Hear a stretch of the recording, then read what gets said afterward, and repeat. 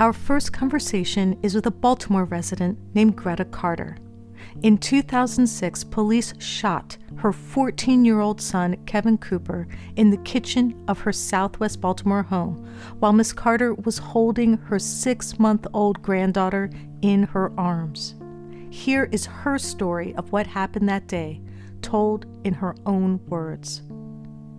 Just a note, there is a slight audio imperfection in the interview.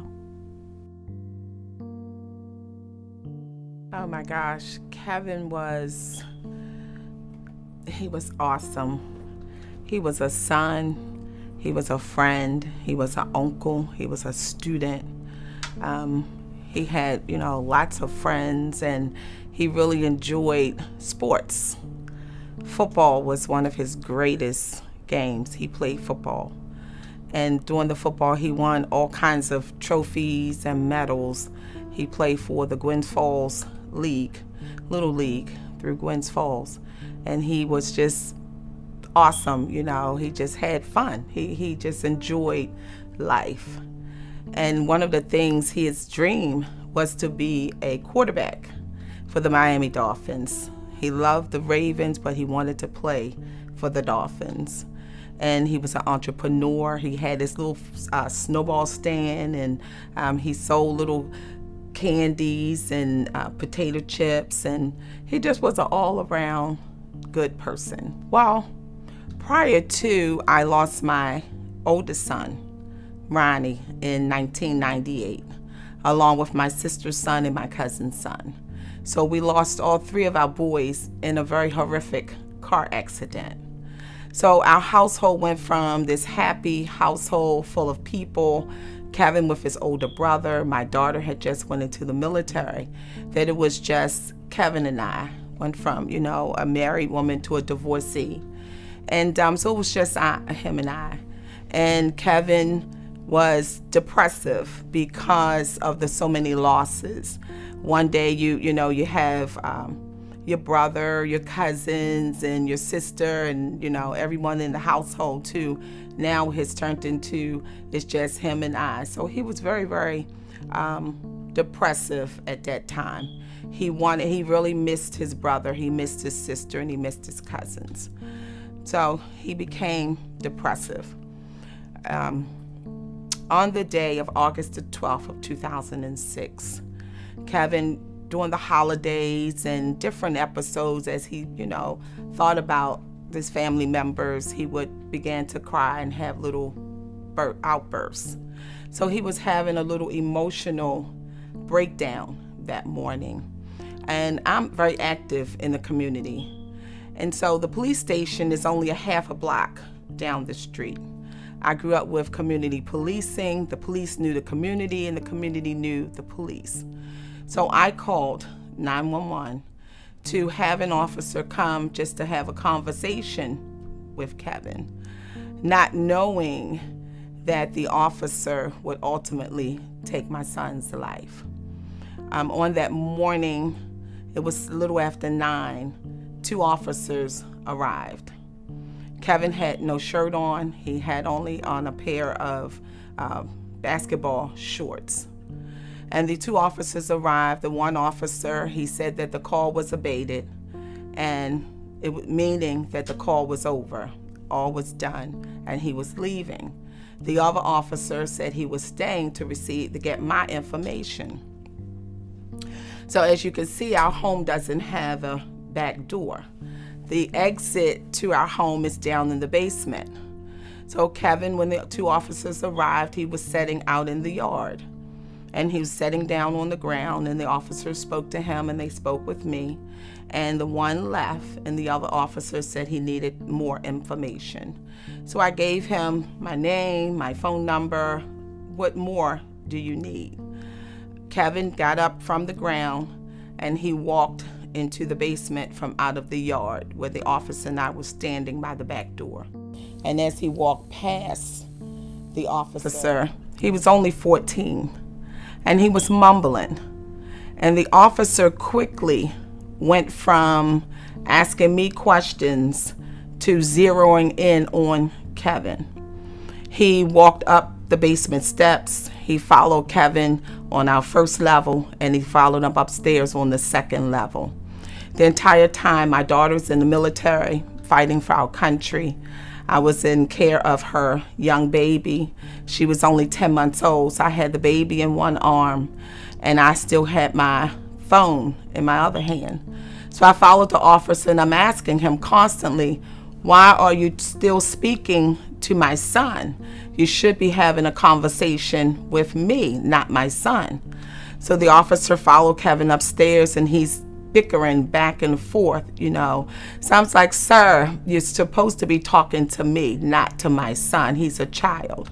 So he continued to have this back and forth jogger with Kevin, that Kevin wasn't tough, that he was tough, that the officer was tough. And he was having this back and forth, and I'm still asking him, please, the situation has calmed down. There's nothing going on, so you can exit and leave our home. Kevin had no shirt on. He had the pair of shorts on. So he put on his tennis shoes because now the officer's inviting him, to fight.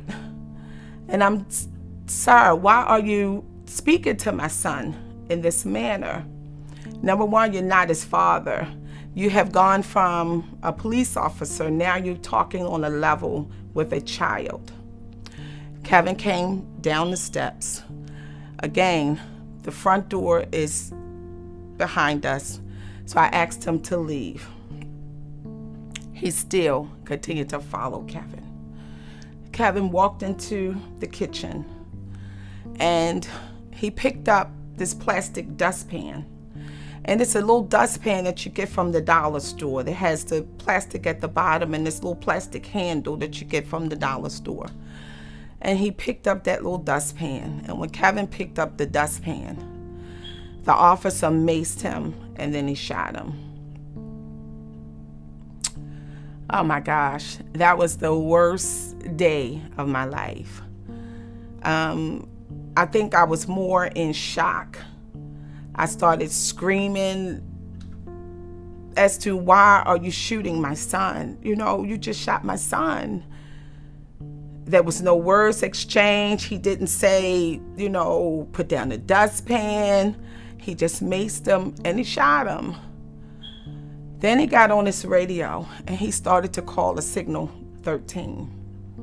I started screaming, why are you calling a signal 13? Because you are the shooter. A signal 13 means that you're in distress. The house was filled with so many officers. They were just coming from all over. As they came in, they ran through the house. They were looking for a shooter. They were saying, where's the shooter? Where's the shooter? And I'm screaming, please get my son some help.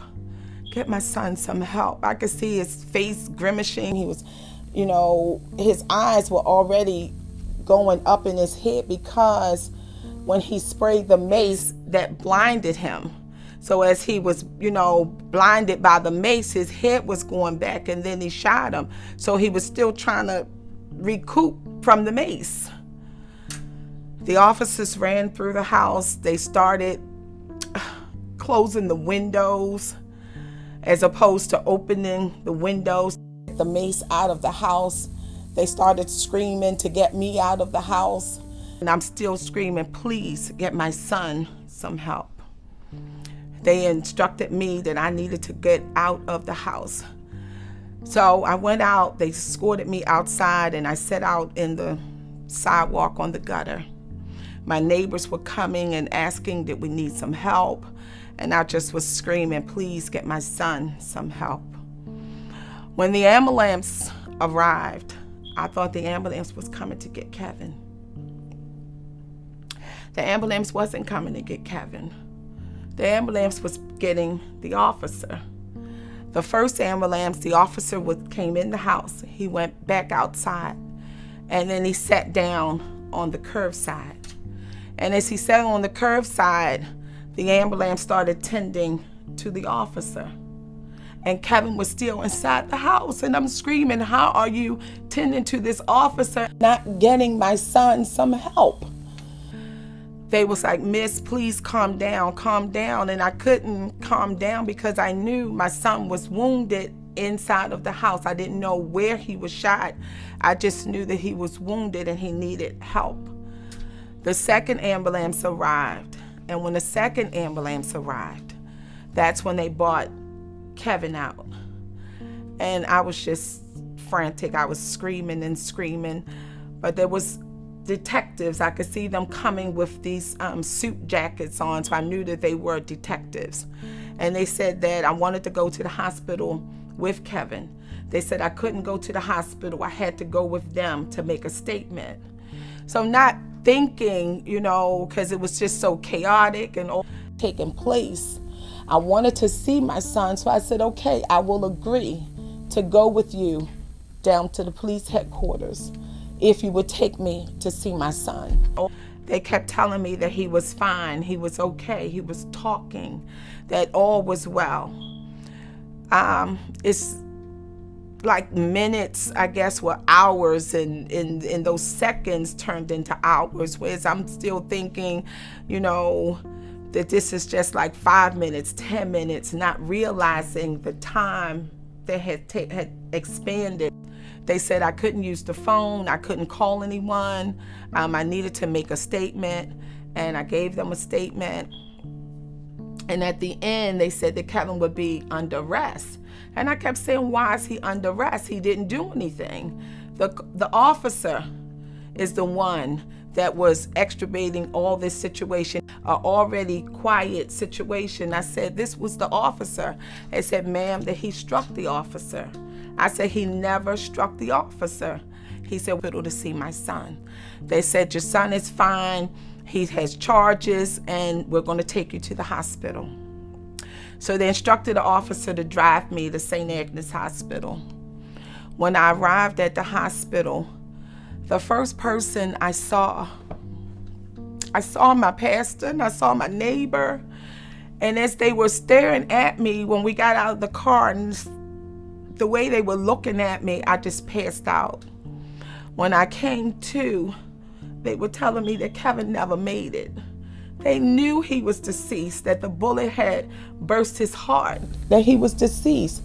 So how are you telling me that he's talking, he's alive, he's well, he's going to be arrested for something that he didn't do, but you already knew that he was deceased? He had already died. So at that time, the doctor talked to me and he said that he didn't have a chance, that it had went and it burst his heart and he died on the scene. I didn't realize that he was gone by the time they had put him in the ambulance. By 2 or I think it was around 2 or 3 o'clock that afternoon, Baltimore City Police Department had come together and did a press conference. In the press conference, they said that the officer was justified. How could you justify a homicide that you never even did an investigation? A homicide that occurred that morning, how could you justify the officer's actions? I will never understand that, never understand that. I don't understand it to this day.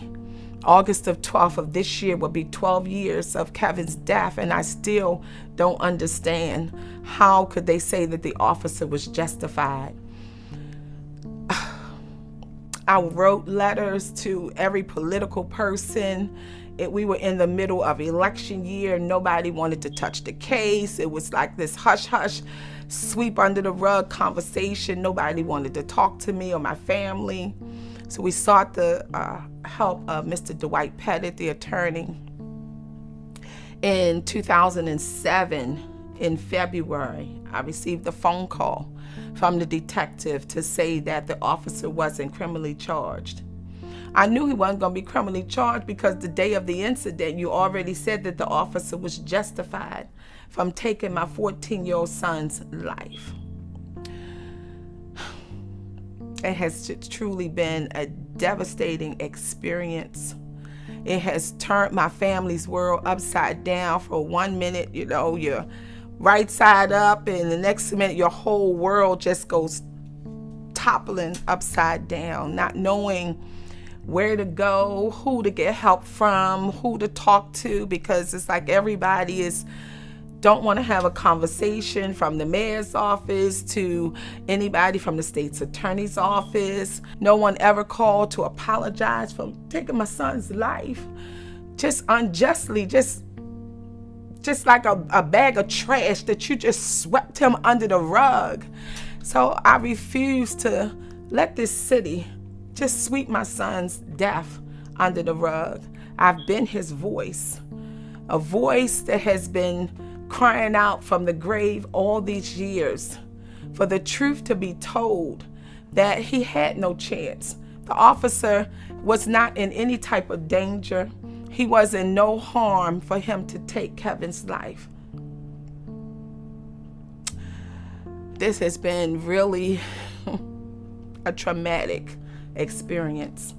No one offered me medical attention. No one offered my grandchild medical attention. I have been traumatized. They don't think about what this type of devastation does to families. I had to call my daughter in the military that's fighting for the country to come back to the United States and Baltimore City to know that your brother at 14's life was taken by a person who is paid to protect and to serve, not to take their life unjustly. So a travesty has been done to our family, and we have not received any justice in all these years. On September the 20th of 2017, I was at the Rural Farms down on Washington Boulevard.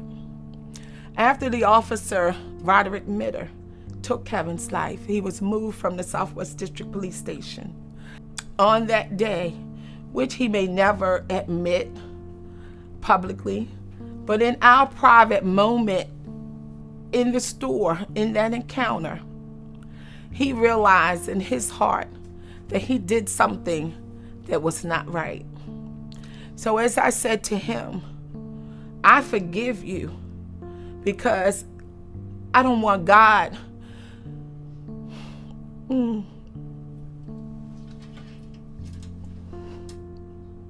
My heart has been so heavy all these years. And in order for me to have a peace in my heart, I forgave him for taking my son's life. And that's been the hardest piece, because that's all I wanted from the beginning, to admit that you did something wrong. That the police department, the city of Baltimore, has done an injustice to our family. An injustice to admit that you took my son's life unjustly. That's what I've always wanted, because it's not, my son is gone. It's to help other families. To this injustice will not be done to other families. Had they listened to us back in 2006, that would prevent a lot of things that's taking place now. You have so many families whose life has been taken and the police department has covered it up. Time after time after time, they have covered it up, swept it under the rug, because they feel that our children's lives doesn't matter. But they do matter, because they have families that love them. They have parents, they have homes, they have sisters and brothers. They were part of a community that loves them. And it's not their place to take our children's life unjustly and to cover it up and try to sweep our children's life under the rug like they did not matter, and they do matter. What did the officer say to you when you forgave him? Did he respond?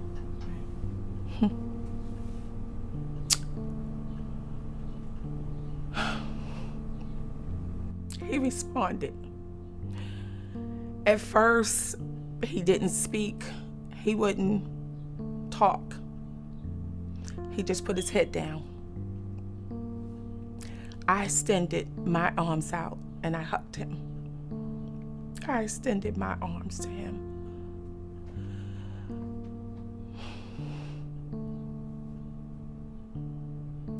I embraced him because the heavy burden that has been on my shoulders, and I know he has been carrying a burden as well. He said to me that every time he closes his eyes, he sees my son. He sees my son.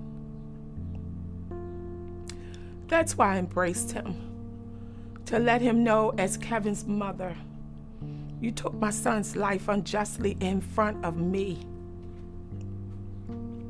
My heart is heavy. I forgive you, but God, you have to forgive yourself. And the only way to do that is through whomever you believe in. That's why I embraced him. Did he embrace you back? I mean, how did he react? It was very emotional. He embraced me back, and then he left quickly. He left very quickly. But justice will be served, because people don't realize things that we do, you can sweep it up before man, but you can never hide before God.